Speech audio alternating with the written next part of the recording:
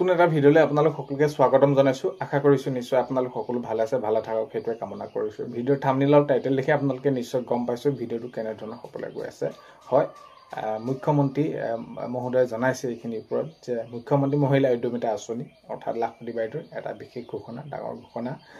যেহেতু এতিয়া সমষ্টিবিলাকত পৰ্যায়ক্ৰমে সেইখিনি দি থকা হৈছিলে, তাৰিখৰ সেইখিনি তেনেদৰে। তো তাৰ ওপৰত এতিয়া যিহেতু মাননীয় মুখ্যমন্ত্ৰী মহোদয়ে জনাইছে কাৰ্যসূচীসমূহ অলপ সাল সলনি হ'ব। এয়া মুখ্যমন্ত্ৰী মহোদয়ে জনোৱা অনুসৰি উদ্যমিতা আঁচনি বুলি নহয়, মুখ্যমন্ত্ৰী আত্মনিৰ্ভৰশীল হওক বা যি যেনেদৰে আঁচনিসমূহ আছে, মুঠতে কাৰ্যসূচী যিসমূহ আছে সেইখিনি পিছুৱাই দিয়া হৈছে। আৰু পৰিস্থিতিবিলাক আপোনালোকে গমেই পাইছে, আমাৰ একেবাৰে মৰমৰ জুবিন গাৰ্গ আৰু পৃথিৱীত নাই। কেনেকুৱা ধৰণৰ কি পৰিস্থিতি হঠাৎ আহিল, ইমান দুখৰ খবৰ এটা আপোনালোকে সকলোৱে গম পাইছে। ৰাজ্যবাসীৰ বাবে, ভাৰতবৰ্ষৰ বাবে, আমাৰ বাবে কিমান মূল্যৱান আছিলে। তো সেইখিনি ক্ষেত্ৰত বহুত বেছি দুখৰ এটা কথা আহি পৰিছে। চ' সেইটোকে কি কৰা হৈছে, যিসমূহ পূৰ্ব কাৰ্যসূচী আছিলে, তো পূৰ্ব কাৰ্যসূচী সেইখিনি সাল সলনি হ'ব। তাত আপোনালোকে বহুত বেছি চিন্তা কৰাৰ বিষয় নাই যে আমাৰ এতিয়া পাবলগীয়া আছিলে, পাম নেপাম এনেকুৱা ধৰণৰ আগন্তুক সময়ত আপোনালোকৰ খবৰসমূহ আহিব। এই যি মুখ্যমন্ত্ৰী মহিলা উদ্যমিতা আঁচনি, এতিয়া ধৰি লওক কোন সমষ্টিত কেতিয়ালৈ দিয়া হ'ব, কাৰণ কেলৈ এতিয়া সকলোখিনি পিছুৱাই দিয়া হৈছে। তো সমস্যা আপোনালোকৰ সেইখিনি কোনো ধৰণৰ নাহে, আপোনালোকে সেইখিনি পাবই। সেইখিনি দুই এদিনৰ পিছতে আপোনালোকক ঘোষণা কৰিব, যেনেদৰে সেইখিলা আপোনালোকক দিয়াৰ কথা আছিলে।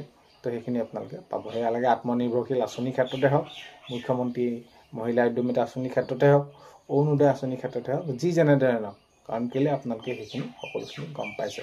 তো আগন্তুক সময়ত খবৰসমূহ আহিব। খবৰসমূহ আহিলে নিশ্চয় আপোনালোকক ভিডিঅ'ৰ জৰিয়তে জনাবলৈ চেষ্টা কৰিম যে কেতিয়া কেনেদৰে।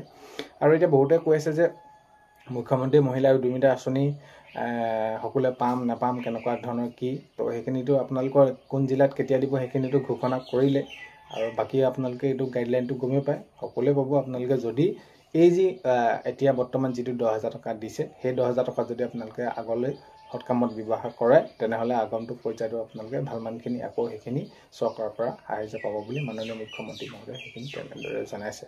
তো ঠিক তেনেদৰে আত্মনিৰ্ভৰশীল ক্ষেত্ৰতো সেইখিনি অক্টোবৰত সেইখিনি কাৰ্যকৰী কৰাৰ কথা আছে। এতিয়া সেইখিনি নিৰ্দিষ্টকৈ দেখাব, কেতিয়া কি কৰা হয়, কোন তাৰিখে দিব পাৰি, সকলোখিনি ক'ব আগন্তুক সময়তে। তো মাননীয় মুখ্যমন্ত্ৰী মহোদয়ে এইটো জনাইছে যে কথাটো এইটো যে পূৰ্বে যিসমূহ কাৰ্যসূচী তেনেদৰে সেইখিনি ঠিক কৰি থোৱা হৈছিলে, কেতিয়া কেনেদৰে হ'ব, সেই তাত অলপমান সাল সলনি হ'ব। তো বহুত বেছি নহয়, অলপমান সাল সলনি হ'ব। এতিয়া আগন্তুক এতিয়া পূজা আহি আছে, পূজাৰ সময়ত কেনেদৰে কি সিদ্ধান্ত কৰি কেনেদৰে কি কৰা হয় সেইখিনি দেখা যাব। চ' এইখিনি আছিলে আপোনালোকক ভিডিঅ'টো ক'বলগীয়া। ভিডিঅ'টো আপোনালোকে শেষলৈকে চাই থকাৰ বাবে বহুতেই বেছি ধন্যবাদ।